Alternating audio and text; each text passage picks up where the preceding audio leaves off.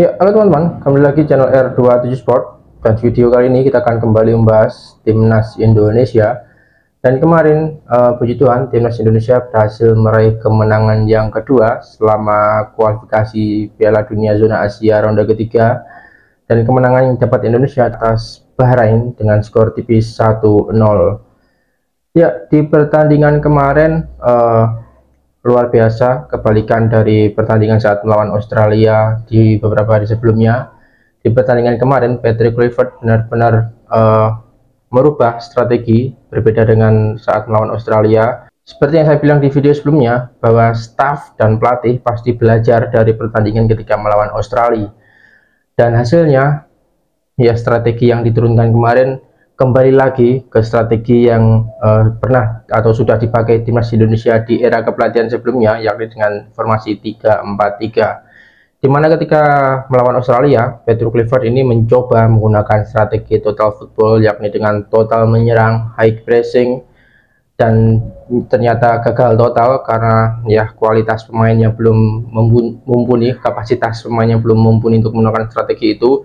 Lalu dirubah kembali dengan formasi 3-4-3, di mana formasi ini sangat familiar bagi para pemain Timnas Indonesia karena sebelumnya di era pelatih Sintayong sudah pernah dipakai juga. Dan kembali 3 center back, ada J.Itzes, Rizky Ridho, dan Justin Hubner, 3 pemain belakang yang sudah solid dan membuktikan di pertandingan kemarin benar-benar solid.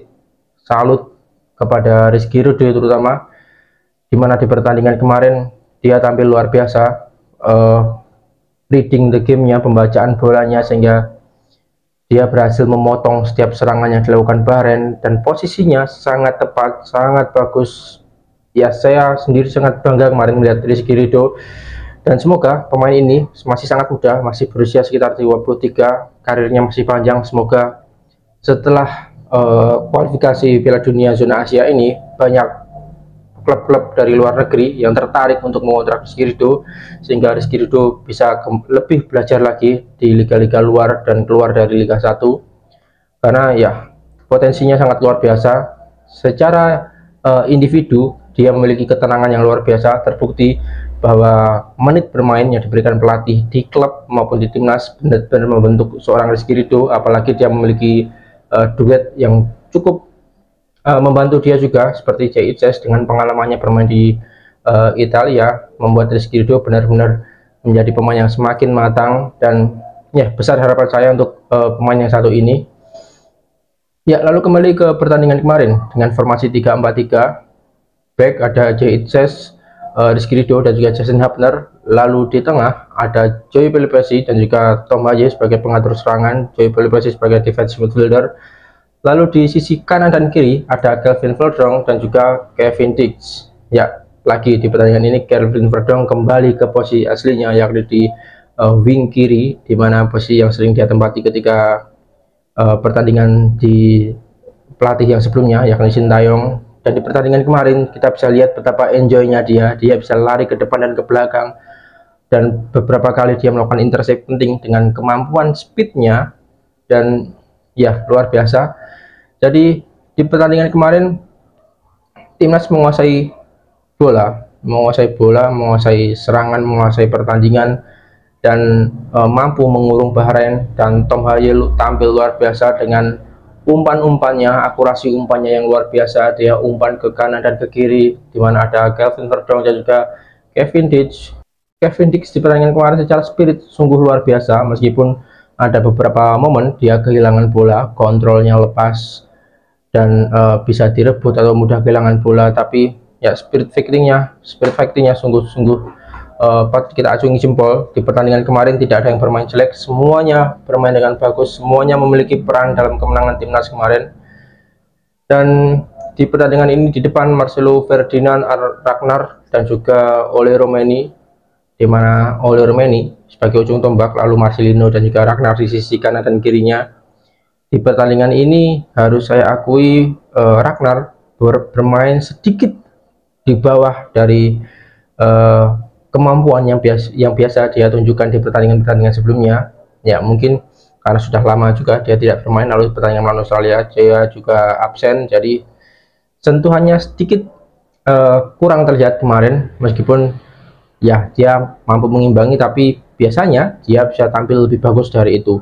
Lalu Marcelo Ferdinand luar biasa, meskipun ada beberapa momen yang seharusnya bisa dimanfaatkan dan bisa membuat keunggulan timnas bertambah lagi, namun ya pemain ini masih muda, jadi masih perlu banyak belajar lagi dalam hal pengambilan keputusan, seperti kesempatan emas yang mungkin semua orang tahu, mungkin semua orang ada yang menghujat setelah dia mendapatkan peluang di depan gawang, namun bolanya justru terbang, padahal ada posisi oleh Romania yang juga kosong yang siap menerima umpannya, sehingga kesempatan untuk menciptakan gol yang kedua bisa terbuka lebar. Namun ya dalam hal pengambilan keputusan Marcelino kurang di pertandingan kemarin, tapi juga tidak bisa apa ya dianggap jelek juga, karena dia juga andil dalam gol timnas Indonesia, yakni memberikan assist pada Ole Romeni.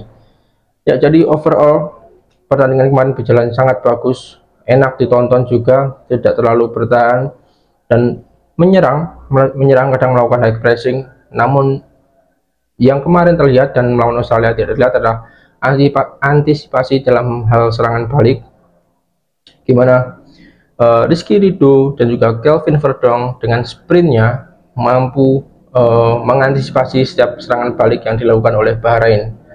Dan Justin Hubner juga tampil luar biasa, apalagi dengan sliding tackle yang dilakukan dalam kotak penalti yang menutup ruang tembak dari Bahrain, itu juga luar biasa.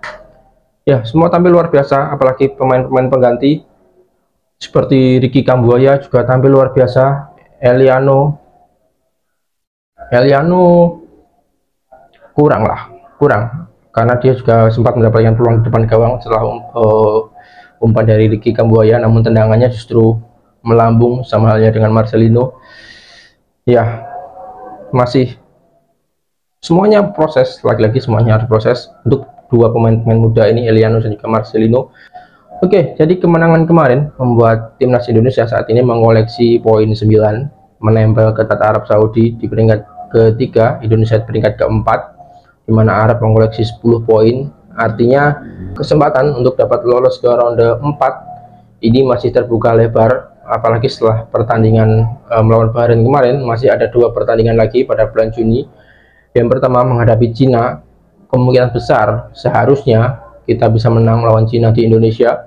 Lalu pertandingan terakhir menghadapi Jepang yang sudah dipastikan lolos ke Piala Dunia 2026. Ya, jadi kesempatan untuk dapat lolos ke ronde 4 untuk melanjutkan asa untuk dapat lolos ke Piala Dunia masih terbuka lebar, masih bergantung di tangan kita sendiri, tidak pada pertandingan lain. Dan semoga di bulan Juni mendatang skuadnya, saya masih berharap skuadnya masih yang ini agar lebih solid lagi, jangan sampai terlalu banyak berubah, apalagi penambahan pemain yang mungkin terlalu banyak juga jangan.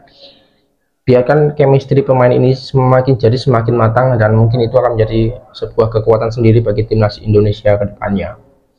Oke teman-teman, jadi sekian video kali ini sedikit kekaguman saya untuk pertandingan timnas kemarin.